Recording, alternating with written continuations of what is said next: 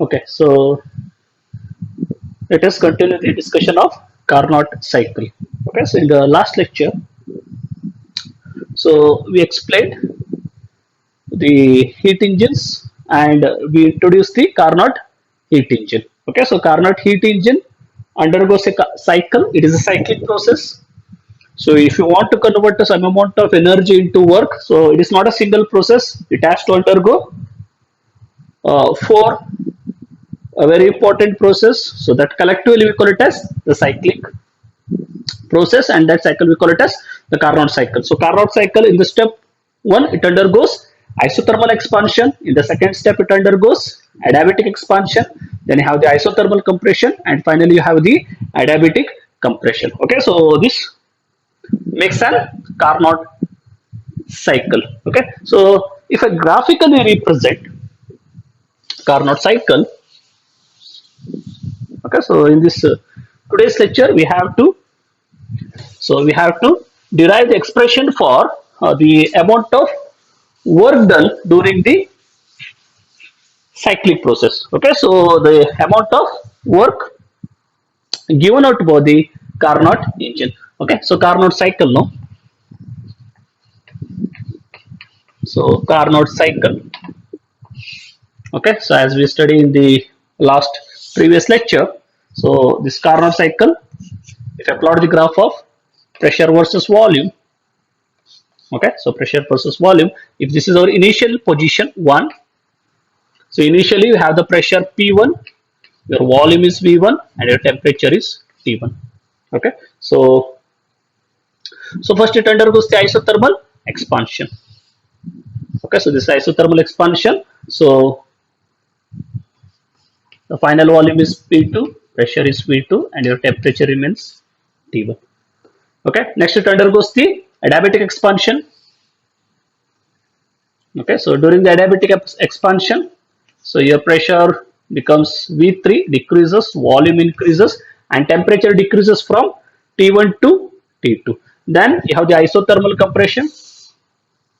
Okay, so during the isothermal compression, the pressure increases, volume decreases, and temperature remains constant. And the final one is, okay, so and the final one is adiabatic compression. Now finally it reaches to P1, V1, T1. So it completes one cycle. So this cycle is called Carnot cycle. Okay, so you can see that. So this is isothermal expansion. So here the isothermal expansion take place. Okay, so this is isothermal expansion. Here it is adiabatic expansion. You have the adiabatic expansion here. So this is isothermal compression. Okay, here the material undergoes isothermal compression, and here it is adiabatic compression. Yeah, the adiabatic compression. Okay, so this four process.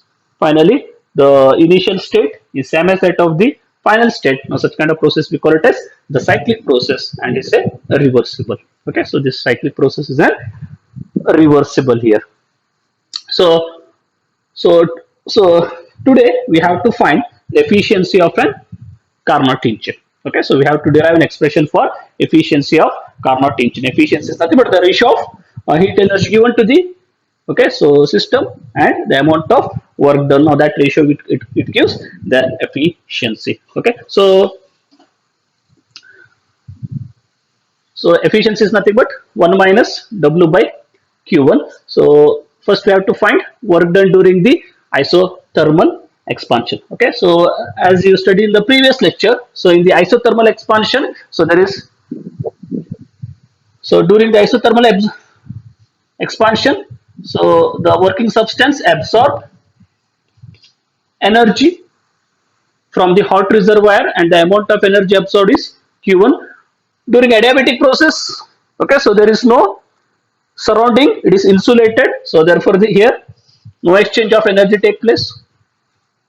And in the isothermal compression, some amount of energy, that is Q2, is rejected to the cold reservoir by the working substance, and again it is an adiabatic process, again no energy exchange take place. So, okay, so therefore the energy exchange take place only during the isothermal expansion and isothermal compression. Okay, so in these two cases, the energy is absorbed and this amount of energy is released here. Okay, so we have to find the work done in each case. Okay, so individually I have to find the work done during the each thermodynamic processes. Okay, in the last in the previous consecutive lectures we have derived the expression for isothermal process and adiabatic process. Okay, so what is the expression for isothermal process? So W is equal to, your expression is R T1 into ln of V2 by V1. Okay, so it is RT1 into ln of V2 by V1. Okay, so what is meant by ln of what is T1? T1 means, so this is an isothermal process, so your temperature is constant. Okay, that is a constant temperature. V2 by V1 means, what is V2? What is V2? V2 is the final volume. Okay, and V1 is the initial volume. Okay, the isothermal process, the process take place where the temperature is kept constant, it is initial volume is V1. Okay, so the work done, it pushes the okay, so piston in the upward direction, therefore your final volume becomes, if it becomes V2, then it is given by R into T1, that means T, the temperature into ln of V2 by V1, that is final volume minus final volume divided by initial volume. So this is the expression for work done during the isothermal process. Okay, and the work done during the adiabatic process is given by R by gamma minus 1. Okay, so R by gamma minus 1 into T1 minus T2. Okay, into T1 minus, so you can see the expression there. So work done during the adiabatic process is given by W is equal to R divided by gamma minus 1 into T1 minus T2. Okay, so where T1 is, okay, so the higher temperature and minus T2 is your final temperature, that is the okay, so this is the lower temperature. So this is the work done during the adiabatic process. Okay, we have derived this expression in the previous lectures. Okay, in previous consecutive lectures I derived the expression for both isothermal as well as the adiabatic process. Okay, so let me start with an isothermal expansion. Okay, so work done during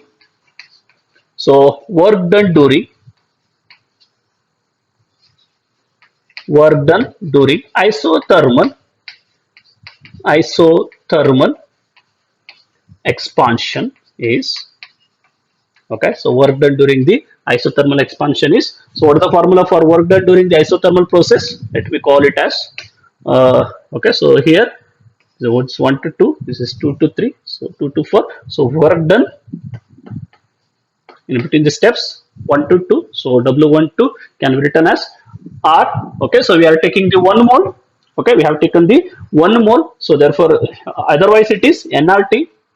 What is N? N is the number of moles. We have taken the 1 mole, therefore I can write W12 is equal to what? 12 is equal to RT1 into ln of, what is the final volume? Your final volume is V2 and your initial volume is V1. Okay.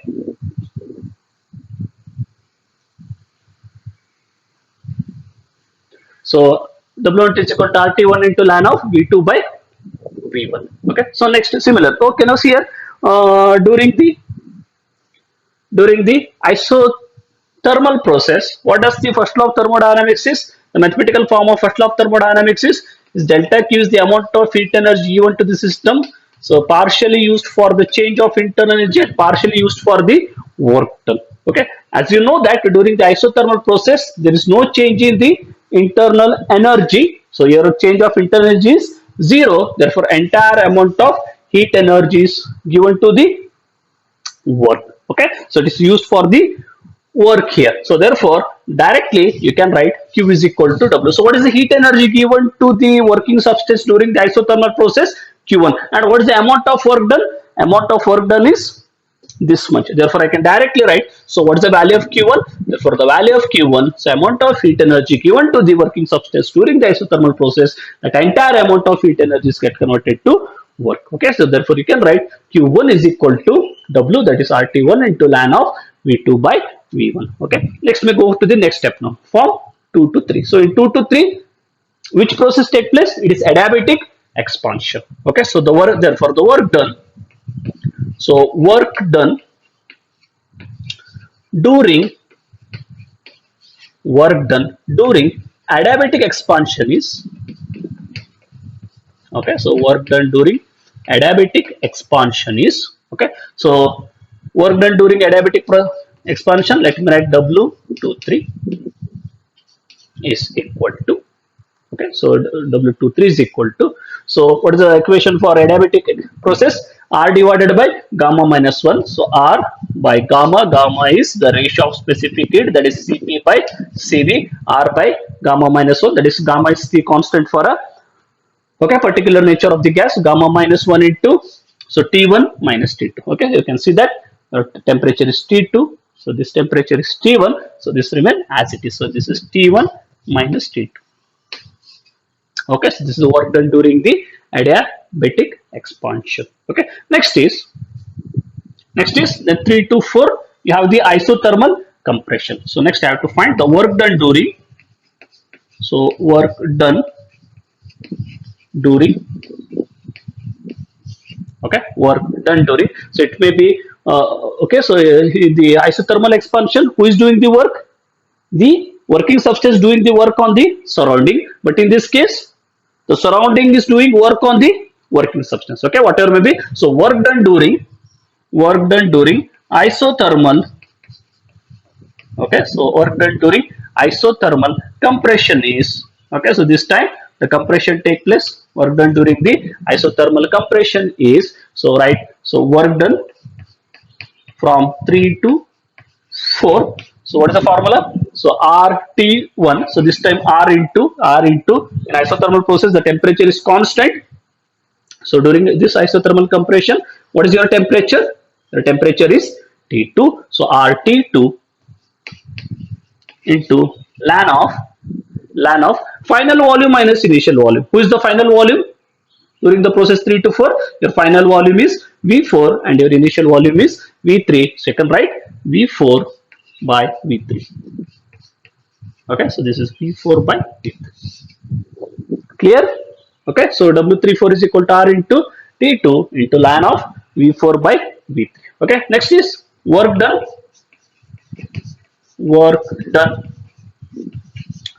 during okay, adiabatic compression is work done during adiabatic compression. Okay, so where work done during adiabatic compression is, so this is your final process from 4 to 1. It can be written as R by gamma minus 1. Okay, into this time the temperature is again, it is the change. Okay, so the final minus initial, so it can be written as, okay, so it is T2 minus T1. Okay, so it is T2 minus T1. Okay, so the initial is T2, the final is T1, therefore it can be written as T2 minus T1.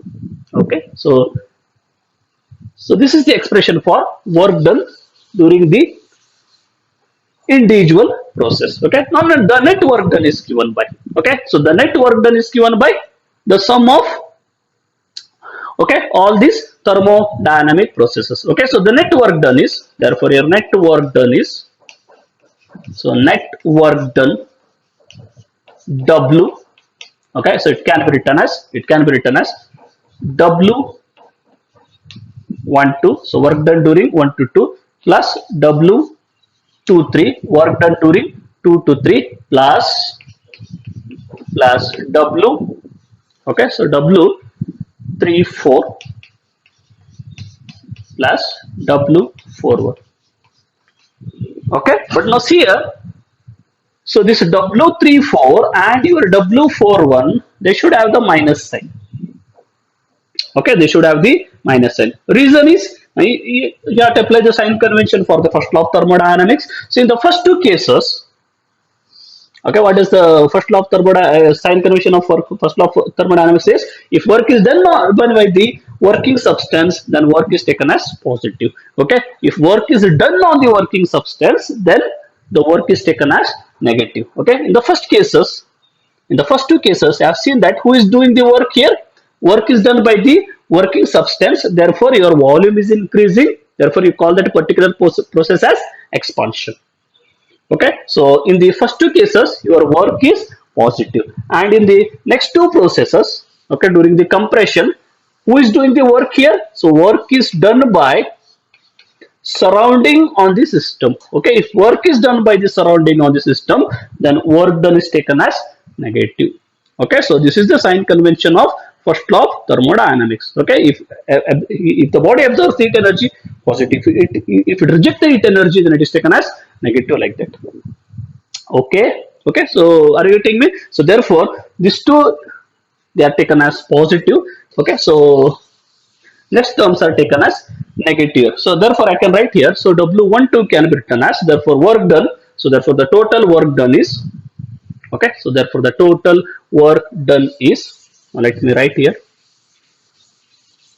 okay, so therefore W is equal to, so W is equal to, if I write W, so that is equal to, so W12 is, you can see here, this is RT1 into ln of V2 by V1.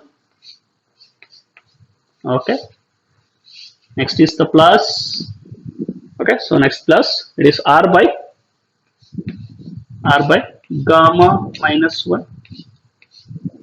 Okay, into T1 minus T2. Okay, next is the minus.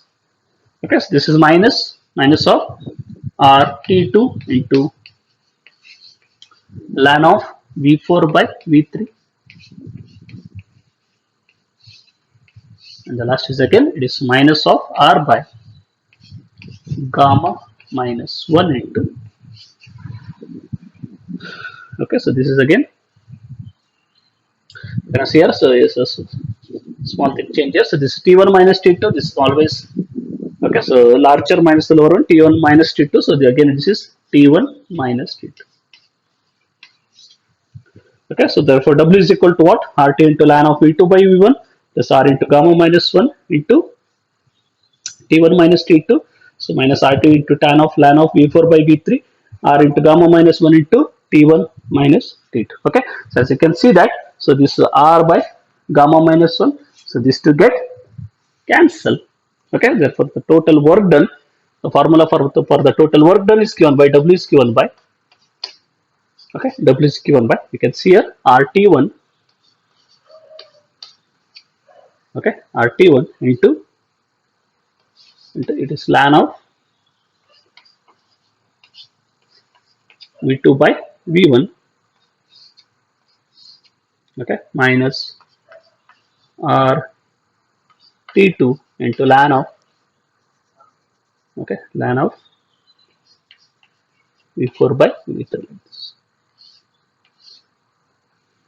Okay, so therefore the formula for work done is given by RT1 into ln of V2 by V1 into minus RT1 into ln of V4 by V3. So this is the work done during the Carnot cycle. Okay, so next, okay, so this is about the work done. So next we have to find the expression for efficiency. Okay, the expression for the efficiency is given by, so in the last lecture we have taken the formula for efficiency as eta is equal to, it is 1 minus Q2 by Q1. Okay, you can see here, it is 1 minus, efficiency is 1 minus Q2 by Q1. Therefore efficiency can be written as, so therefore efficiency equal to 1 minus. Now see here, so this is Q2. Okay, so Q2 is actually a negative. Okay, so now see here, so for the sake of derivation, let me write it as positive. Okay, so by using the basic property of logarithm. Okay, so the basic property of logarithm is, if it is ln of a by b, okay, so ln of a by b, so ln of a by b, if you expand, you will get this formula, ln of a minus ln of b, ln of numerator minus ln of denominator. Okay, and ln of b by a means, okay, so what is ln of b by a? So ln of b by a can be written as ln of b minus ln of A. Okay, so ln of P by is ln of B minus ln of A. Okay, so therefore, what is the relation between ln of A by B and ln of B by B? Now, see here, if you make this minus, so ln of B minus 1 of ln of B by B, that becomes it is minus of ln B plus of ln A. Okay, so the plus becomes minus, the minus becomes plus. Okay, so what is ln of A? So that is nothing but ln of A minus ln of B.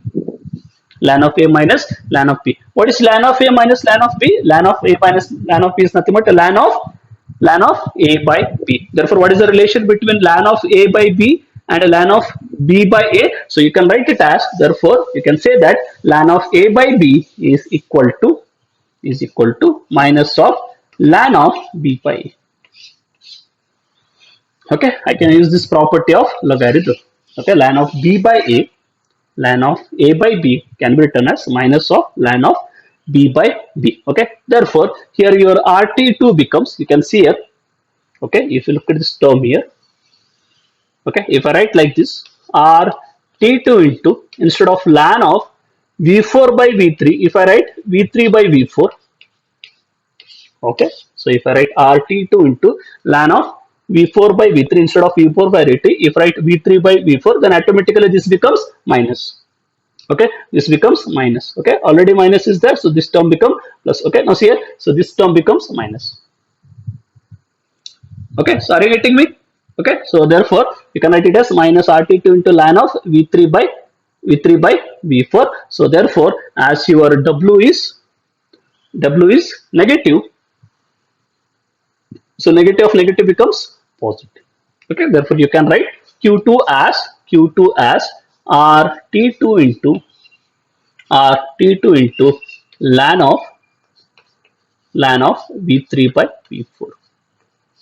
Okay, you can write it as ln of V3 by V4. Okay, there is no problem of minus there, or otherwise this minus of minus become somewhat plus. Okay, so it changes somewhat the, okay, it makes some wrong interpretation about the efficiency. Therefore, if I write like this, then it is no problem. Okay, so next is, therefore it is 1 minus RT2 into ln of V3 by V4 divided by Q1. What is Q1? So Q1 is RT1, okay, RT1 into ln of V2 by V1. Okay, therefore efficiency is given by 1 minus RT2 into ln of V3 by V4 divided by RT1 into ln of V2 by V1. Again, there is a fine relation between V3 and V4. Okay, so these are the cyclic processes. They return back to their same initial state. Okay, so they have some fine relation between V3 and V4 and V1 and V2 here. So now see here, so your V3 and V4 and V1 and V2. Okay, now see, I have to find the relation between V3, V4 and V1 and V2. So for that one, okay, I have to use the relation between the volume and the temperature. Okay, we have to find the relation between volume and temperature, and we have to take the, okay, so during the adiabatic processes we have to derive the relation between them. What is the equation for adiabatic process? You know that the equation for the adiabatic process is PV raised to gamma is equal to constant. Okay, the equation for adiabatic process is PV raised to gamma is equal to constant, but you know that, see, what is the relation for isothermal process? PV is equal to constant. There is no question of temperature because the temperature is constant. But in case of adiabatic process, all these quantities, your pressure, your volume, your temperature, all these three quantities are changing. Okay, so but you can't express all these three quantity in a single equation. Therefore, we have the 2 to 3 equations which relate these three variables. So if you want to represent pressure and volume in adiabatic process, then it becomes PV raised to gamma is equal to constant. If you want to represent, okay, in terms of temperature and volume, then you have to modify this equation. Okay, you have to modify PV raised to gamma equation. Okay, how to modify? Very simple. So this is PV raised to gamma, a standard form, one of the standard form of adiabatic process. Then you have to okay, so see, in our syllabus we have assumed that our gases are ideal gases. Okay, so what is the equation of ideal gases? PV is equal to RT. So therefore, what is P?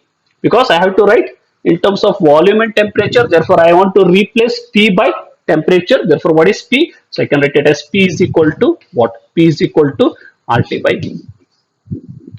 P is equal to RT by V. Okay, so let me substitute the value of P in the above equation. So it becomes RT by V.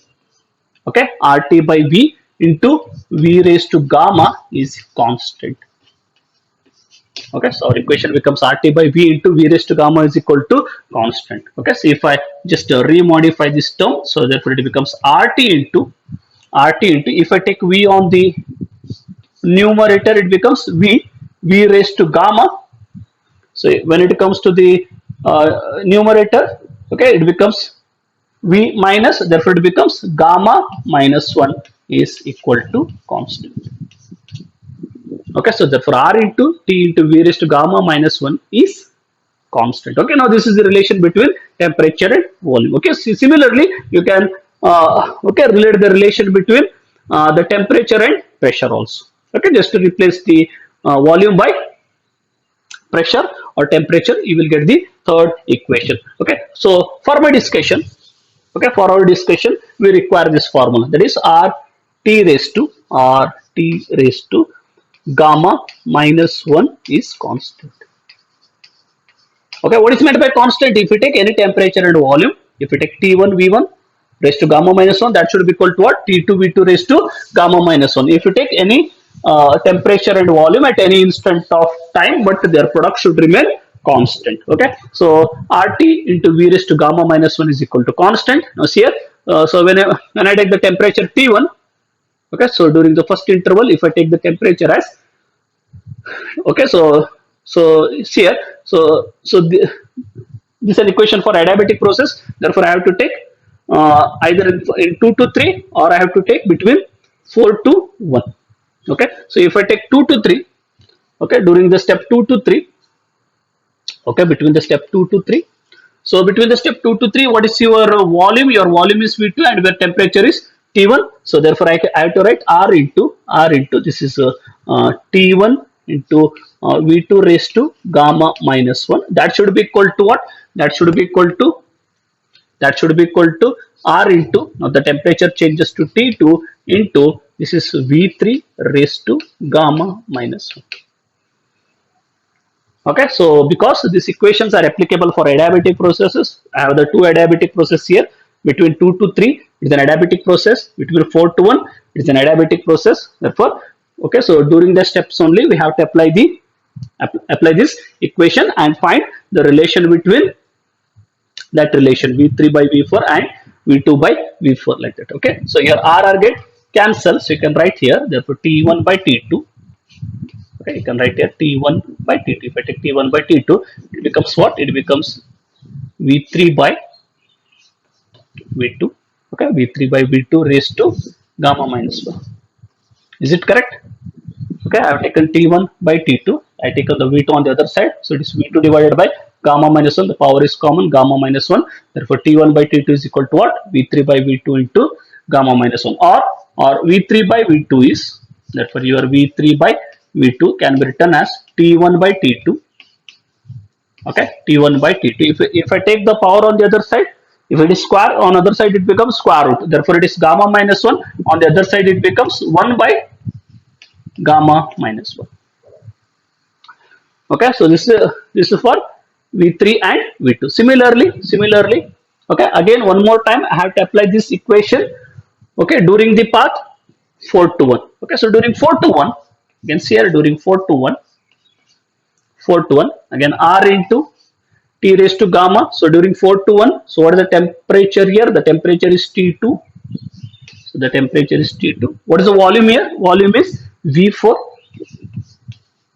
raised to gamma minus 1. So that should be equal to, on the other side you can see here, it is R. So your temperature is T1 and the volume is V1. So this is V1 raised to gamma minus 1. Okay, so this is R into T2 into V4 raised to gamma minus 1, R into T1 into V1 raised to gamma minus 1. Again, this R get cancelled. Okay, so again rewrite this equation. If I write T1 by T2, So if you write T1 by T2 is equal to, okay, T1 by T2 is equal to, okay, so better you always write, okay, T1 by T2, because I have to compare this equation. If I call this equation as A, okay, so T1 by T2 is equal to, so this becomes V4 by V1 raised to gamma minus 1. Correct it is. So T1 by T2 is equal to V4 by V1 raised to gamma minus 1. If again, if you take the V4 by V1, okay, if you take the V4 by V1, so therefore V4 by V1 is equal to, so this is T1 by T2 raised to 1 by gamma minus 1. Let me take equation B. Okay, I can see that the right hand side of equation A and equation B are same. Okay, you can see here the right hand side of equation A and equation B are same. If this right hand sides are same, so left hand side should also be same here. Therefore, I can write, so from equation 3 and 3, okay, A and B, I can write here V3 by V2 is equal to, okay, is equal to what? Is equal to V4 by V1. Okay, so V3 by V2 is equal to V4 by V1. Okay, if I rearrange these terms, I want to get to V3 by V4. If I rearrange this term, so V3 by V4, if you make like this, V3 by V4 can be written as V2 by V1. Okay, V3 by V4 can be written as, okay, now this is very important. Okay, so very interesting result. If you take the ratio of that volumes during this V3 and V4, that ratios are same. Okay, V3 by V4 becomes V2 by V1. Therefore, your above equation becomes, okay, your equation becomes, therefore, the formula for the efficiency now it becomes,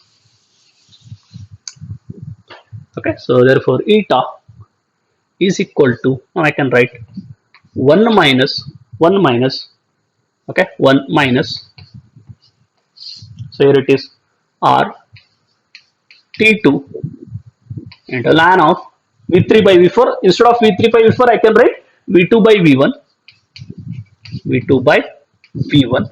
So by R T1 into ln of, again it is V2 by V1. So therefore your ln of V2 by V1, ln of V2 by V1 get cancelled, your RR get cancelled. Therefore, what is the formula for efficiency of Carnot engine? And this is the very simplest formula, that is 1 minus T2 by T1. Okay, what is the final formula for the efficiency? You can see that the efficiency of the Carnot engine, it only depends on the temperature of hot reservoir and the temperature of cold reservoirs. Therefore, the Carnot engine is working between the two temperatures. Carnot engine is the engine which is working between the two temperatures. Okay, the body, okay, which gives the energy to the system, that is hot reservoir, and the body which receives this energy, that is a cold reservoir. This reservoir's temperature, the hot and cold reservoir temperature, they decides the efficiency of an engine. Okay, so therefore efficiency is 1 minus T2 by T1. Okay, so now we have an picture about the efficiency of an engine. Now we can control the efficiency by using this formula. Okay, so we can increase. Okay, so now we can think that how to increase the efficiency of engines like that. But the formula is very interesting. Okay, we have undergone the large number of steps here. I taken the, okay, so more mathematical terms here.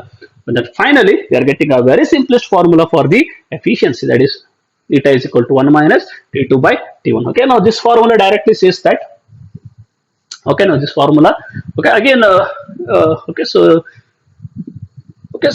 let me write in terms of, okay, so what is our previous formula? We started our discussion on this one. What is the efficiency formula? The efficiency formula is 1 minus Q2 by Q1. Now if I substitute all these terms here, what is the efficiency formula? The efficiency formula is 1 minus T2 by T1. So if you look at these two formulas, then clearly we can see that Q2 by Q1 is nothing but what? T2 by T1. And this is very interesting. Okay, during your cyclic process, so during your Carnot cycle, okay, during your Carnot cycle, so this is Q2, so this is the ratio of Q2 by Q1 remains same as that of T2 by T1. So therefore you can write like this. So if you take the T2 on the other side and T1 on this one, so it can be written as Q1 by T1. Okay, during the Carnot cycle, so during the cyclic process, the ratio of heat energy given to the system and its temperature, it always remain constant. Are you getting me? Q2 by Q1, T2 is equal to Q1 by T2, or some other it is Q3 by T3. So that term are equal. That means they remain constant. So this term is always remain constant. Heat energy given to the system or absorbed for the system at a particular temperature T is always a constant quantity for an reversible process. Okay, so this is very important constant. We're going to learn in the higher classes. Now this term is called entropy. This term is called entropy. Okay, so you will learn in the some higher classes. Okay, so this is nothing but your entropy. So therefore the efficiency is nothing but 1 minus T2 by T1. How to make an 100% efficient engine? Very simple. You can see that if you make temperature T2 as 0 Kelvin, wherein the SI system, the temperature is 0 Kelvin, your temperature is 0, and automatically this term becomes 0, therefore efficiency becomes 1. In terms of percentage, you can say that it is said to be 100%. Okay, if the temperature of the cold reservoir is 0 Kelvin, 0 Kelvin, that is not possible. It is the lowest temperature, it is the lowest possible temperature in the universe, that is minus 273.15 degrees centigrade. But when your temperature becomes 0 Kelvin, you will get 100% efficient engine. Okay, so that is your, whether it is possible, no, it is not possible. That is our second law of thermodynamics. You cannot get 100% efficient engine. But anyhow, I have given a, okay, so we are getting a new formula for absolute zero. Okay, what is zero? 0 Kelvin. 0 Kelvin means absolute zero. So now the new reformula. Okay, the older definition is what is absolute zero? The temperature of the gas at which volume of the gas become zero at constant pressure, or the temperature of the gas where pressure becomes zero at constant volume. That is called absolute zero. Now the new definition here. What is absolute zero? Absolute zero is the temperature of what? T2 means what? The temperature of cold reservoir. So absolute zero is the temperature of the cold reservoir for which your efficiency of the Carnot engine becomes 100%. Okay, it is the temperature of absolute zero is the temperature of the cold reservoir for which your efficiency of the Carnot engine becomes 100%. So this is the one more definition of absolute zero. Okay, so now this is about the Carnot cycle. So we have to go for the limitations of the Carnot engines, and from that we are going to study our second law of thermodynamics. Okay, let me stop here. Thank you for your kind attention.